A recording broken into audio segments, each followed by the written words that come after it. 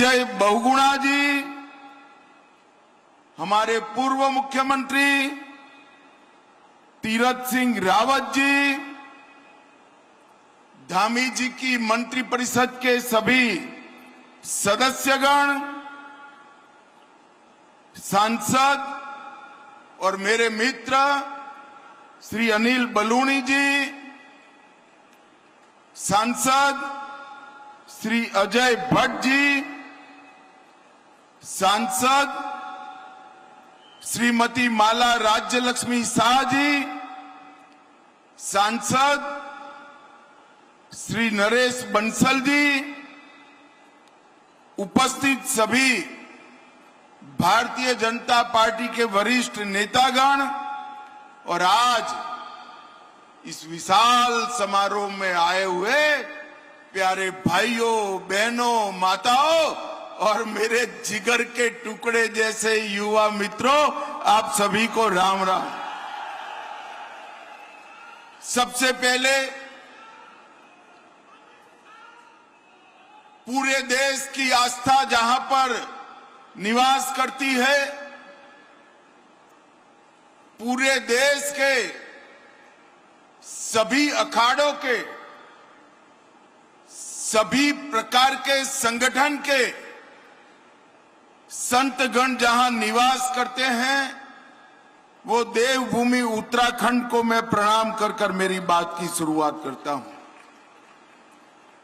बाबा केदारनाथ धाम, बद्रीनाथ धाम,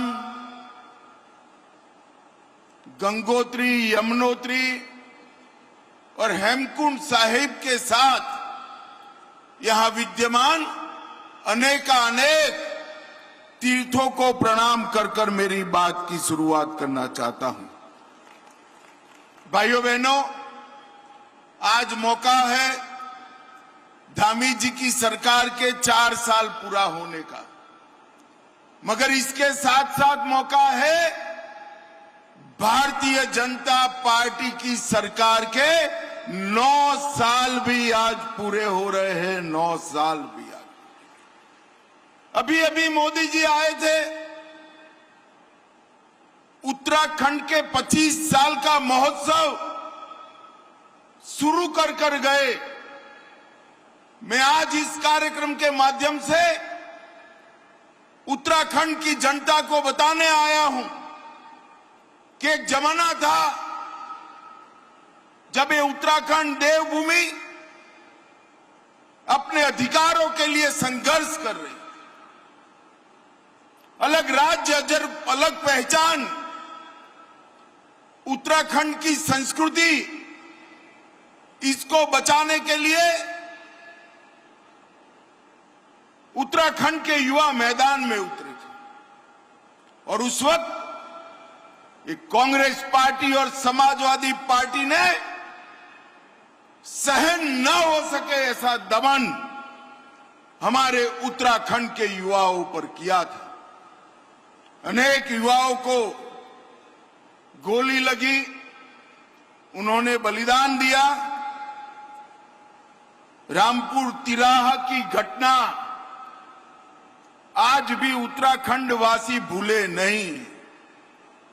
मैं आज आप सबको बताने आया हूं कि उस वक्त भाजपा के वरिष्ठ नेता और उस वक्त के प्रधानमंत्री श्री अटल बिहारी वाजपेयी ने उत्तराखंड की रचना करने का काम किया था। एक कांग्रेस के सो कॉल्ड विद्वान कह रहे थे, छोटे राज्य कैसे टिकेंगे, इनकी अर्थव्यवस्थाएं कैसे चलेगी। अटल जी ने 3 छोटे राज्य बनाए थे, उत्तराखंड, छत्तीसगढ़ और झारखंड। आज तीनों राज्य विकास के रास्ते पर आगे बढ़ गए। और आज मैं कहने आया हूं, जब हमारी सरकार के 9 साल पूरे हो रहे हैं, मुझे याद है त्रिवेंद्र सिंह रावत जी को मुख्यमंत्री बनाया था।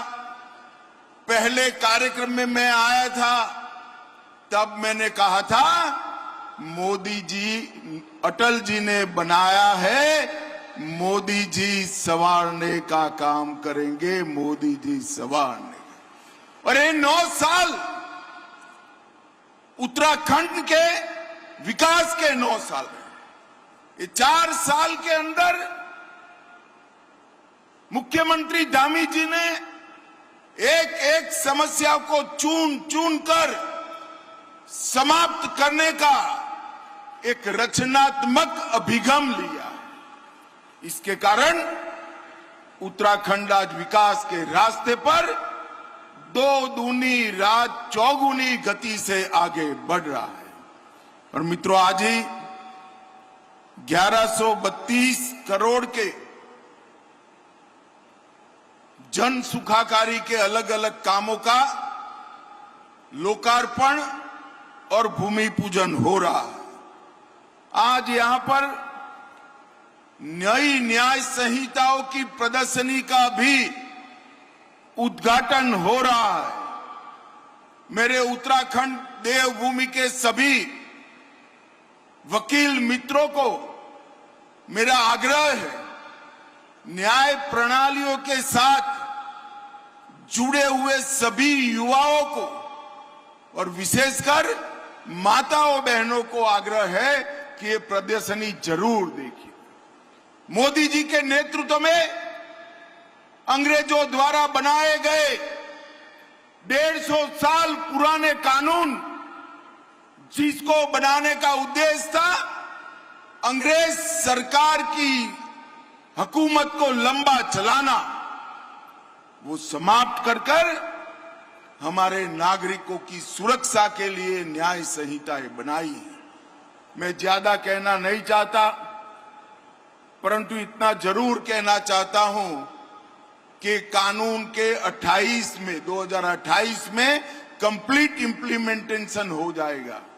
उसके बाद कोई भी नागरिक पुलिस थाने में जाकर एफआईआर कराएगा, 3 साल में सुप्रीम कोर्ट तक की पूरी न्याय प्रणाली समाप्त हो जाएगी।